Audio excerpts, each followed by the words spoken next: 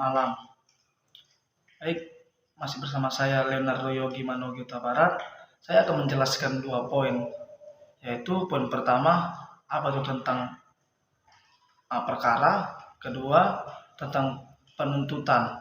Baik, tetaplah bersama saya di channel YouTube saya. Dulu poin pertama tentang perlimpahan perkara. Perlimpahan perkara adalah proses hukum yang membawa suatu kasus dan penyidik atau umumnya kepolisian, ke penuntut umum dan kejaksaan untuk dilanjutkan ke pengadilan. Proses ini diatur di dalam Kitab Undang-Undang Hukum Acara Pidana atau KUHP, terutama pasal 110 yang mengharuskan penyidik menyerahkan berkas perkara setelah penyidikan selesai. Jika berkas dianggap kurang lengkap, penuntut umum dapat mengembalikannya untuk dilengkapi. Setelah berkas lengkap, perlimpahan resmi dilakukan dan perkara siap untuk disidangkan. Baik, mengapa terjadinya adanya perlimpahan perkara? Saya akan menjelaskan sedikit apakah itu. Perlimpahan perkara terjadi karena proses penegakan hukum yang kompleks dan bertingkat dalam sistem peradilan pidana di Indonesia. Proses ini melibatkan beberapa instansi utama, yaitu polisi, kejaksaan, dan pengadilan negeri. Berikut adalah alasan utama mengapa terjadinya perlimpahan perkara. Yang satu, penyidik awal. Proses awal dilakukan oleh penyidik polisi yang melakukan investigasi dalam penyelidikan untuk mengumpulkan bukti dan keterangan yang relevan. Hasil penyidikan ini kemudian diserahkan kepada penuntut umum atau kejaksaan. Yang kedua, penyerahan berkas. Ketika penyidik telah selesai melakukan penyidikan, mereka wajib menyerahkan berkas perkara lengkap kepada penuntut umum. Jika hasil penyidikan dianggap belum lengkap, maka penyidik akan dipermalukan petunjuk tambahan untuk dilengkapi. Kelengkapan berkas, penuntut umum kemudian memeriksa kelengkapan berkas perkara. Jika berkas belum lengkap, mereka akan diminta penyidik untuk melengkapinya sebelum diregistrasikan.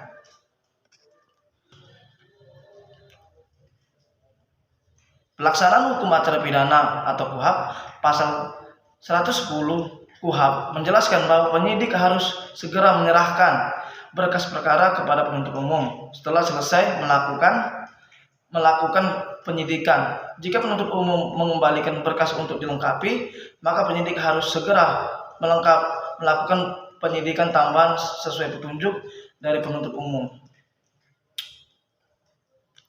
Registrasi berkas. Setelah berkas perkara dilengkapi, berkas tersebut diregistrasikan dalam register induk perkara pidana. Untuk perkara acara biasa, registrasi biasa dilaksanakan. Untuk perkara singkat, registrasi dilakukan setelah sidang pertama. Dan untuk perkara ringan atau lalu lintas, registrasi dilakukan setelah perkara diputus oleh pengadilan negeri. Proses perlimpahan perkara ini bertujuan untuk memastikan bahwa semua bukti dan keterangan yang relevan telah dikumpulkan dan diverifikasi sebelum masuk ke tahap persidangan di pengadilan negeri. Dengan demikian, proses hukum dapat berlangsung lebih efektif dan adil. Dampak negatif dan dampak positif di perlimpahan perkara. Dampak positif, meningkatkan efisiensi proses hukum melalui koordinasi yang baik antara penyidik dan penuntut umum. Sesuai asas constante justice yang menekankan peradilan cepat dan sederhana. Dampak negatifnya, ketidakpastian hukum dan berlarut-larut proses akibat lemahnya koordinasi antara institusi yang dapat mengurangi keadilan bagi korban dan tersangka. Overloading di lembaga pemasrakatan karena keterbatasan kewenangan penuntut umum dalam mengesampingkan perkara kecil.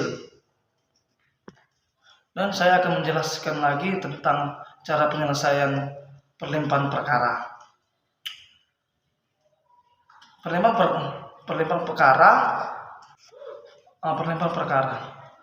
Perlimpahan berkas perkara dalam sistem hukum Indonesia melibatkan beberapa langkah penting.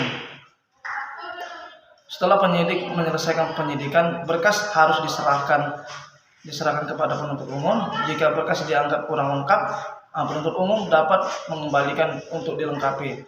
Setelah berkas lengkap, proses pendaftaran di pengadilan dimulai, termasuk pemeriksaan kelengkapan dan petunjukan hakim. Yang ketiga, proses ini diatur dalam KUHP dan bertujuan untuk memastikan kelancaran persidangan.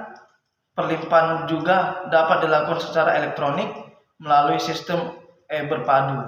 Sekali lagi tentang poin terakhir, yaitu tentang penuntutan.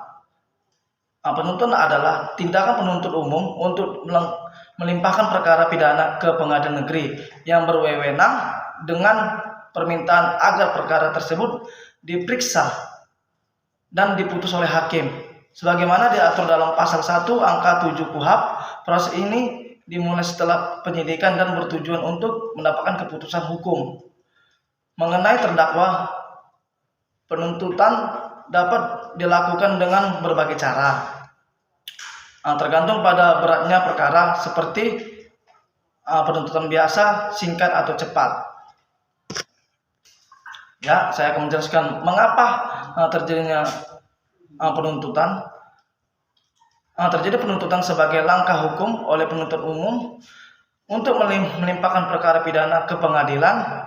Ini diatur dalam Kitab Undang-Undang Hukum Acara Pidana (KUHP) yang menyatakan bahwa penuntutan adalah permintaan agar hakim memeriksa dan memutuskan perkara.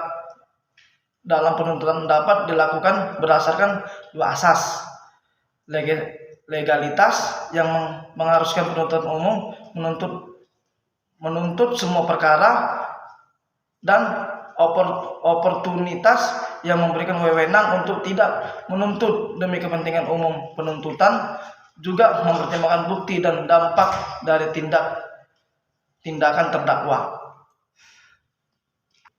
Baik, saya akan menjelaskan lagi tentang proses terjadinya penuntutan. Proses penuntutan dalam sistem peradilan pidana Indonesia dimulai setelah penyidikan selesai. Berikut adalah langkah-langkah utama dalam proses penuntutan. Pengiriman SPDP atau penyidikan mengirimkan surat pemberitahuan dimulainya. Penyidikan SPDP kejaksaan, penerbitan P16, jaksa peneliti ditunjuk dan berkas perkara diperiksa untuk kelengkapannya. Penerbitan P21, jika berkas dinyatakan lengkap, jaksa menerbitkan formulir P21 untuk melimpahkan perkara ke pengadilan 13. Rencana dakwaan. Apa itu rencana dakwaan? Jaksa menyusunkan rencana dakwaan yang dituangkan dalam surat dakwaan. Perlimpahan ke pengadilan. Setelah semua langkah selesai, perkara dilimpahkan ke pengadilan untuk diadili. Baik, saya akan menjelaskan terakhir tentang penyelesaian penuntutan dalam satu perkara di Indonesia. Melibatkan beberapa langkah kunci. Pendaftaran perkara atau penggugat mendaftarkan gugatan ke pengadilan yang sesuai. Panggilan sidang, penggugat dan tergugat dipanggil untuk menghadiri persidangan. Mediasi, hakim berusaha mendamaikan pihak-pihak yang tersangka. Jika gagal, proses berlanjut ke pembacaan gugatan dan jawaban. Yang kedua, pembuktian.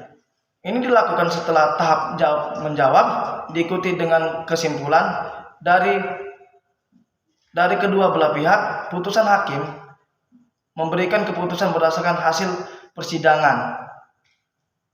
atau hasil dari kesimpulannya. Demikianlah hasil dari materi paparan yang saya berikan terhadap perlimpahan perkara dan penuntutan. Jika ada salah atau kurang penambahan kata, mohon dimaklumi teman-teman, saya hanya manusia biasa. Terima kasih, tetap bersama saya Leonardo Huta Barat.